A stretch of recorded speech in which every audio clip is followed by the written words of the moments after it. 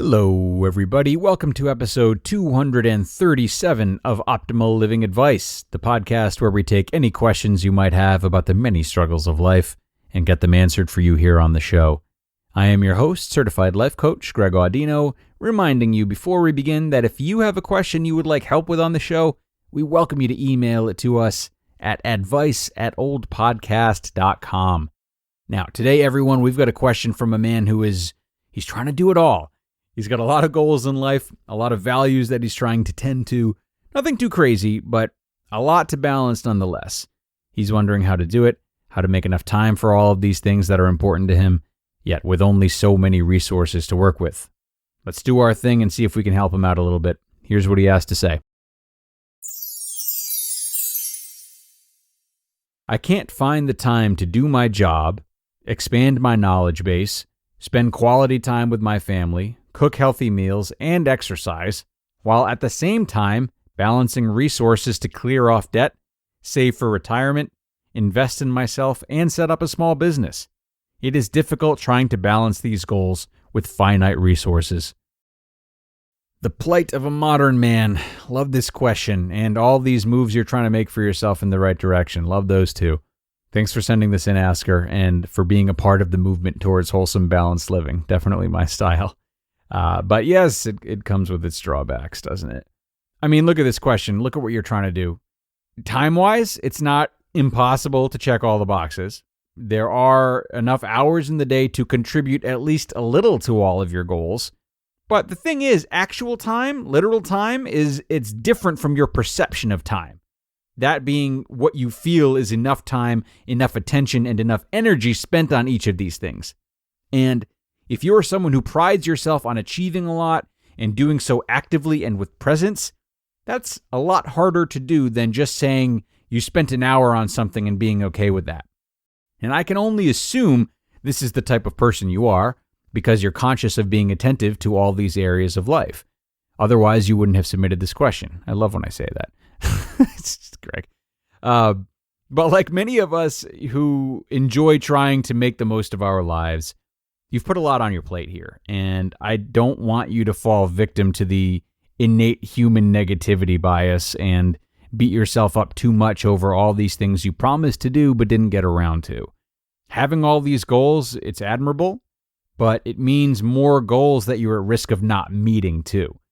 The answer to this is absolutely not to abandon your goals entirely, but rather to not invest your entire identity in completing them.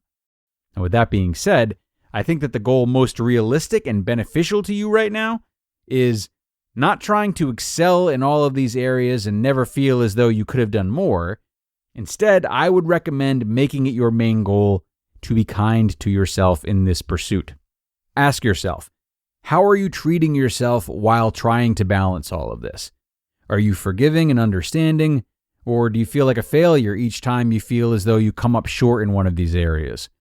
If you're never patient with the times that you come up short, in spite of full days and your best efforts, you never will be. And as your goals get loftier, like when starting your side business turns into making a profit with your side business, turns into making $1 million with your side business, the demands on yourself will increase, as will the shame for not having delivered quite the way you wanted to. Not ideal. And look, practically speaking, there are strategies you can deploy to maximize your time. I mean, you can list and really get clear of which of these you value most and what's most urgent when it comes to your base needs versus what can wait, and schedule your time accordingly. You can save time by ordering a healthy meal delivery service. We've got discounts across the network for HelloFresh, Green Chef, and Thrive Market. You can stack habits by reading and expanding your knowledge base while exercising on the elliptical or the treadmill. You can go on weekend hikes with your family or go to the library with your family. So if you're looking for ways to gain efficiency, I think there are plenty of moves like that you could pull to integrate several of your values into the same time slot, and that would be valuable for you. But what I think is most valuable here, and really your best chance at committing to slow and steady progress that you can sustain in the areas of life that are important to you, it's to start focus on walking the line.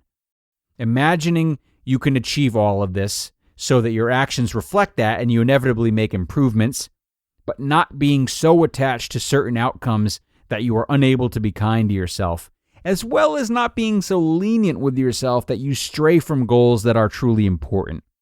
Maybe that sounds too formulaic and like a lot to juggle, but it can be broken down quite simply. At its core, it's detaching from the narrative that you need to accomplish all of this to do right by yourself and your loved ones. It's not emphasizing result, but emphasizing effort and intention, which you have plenty of.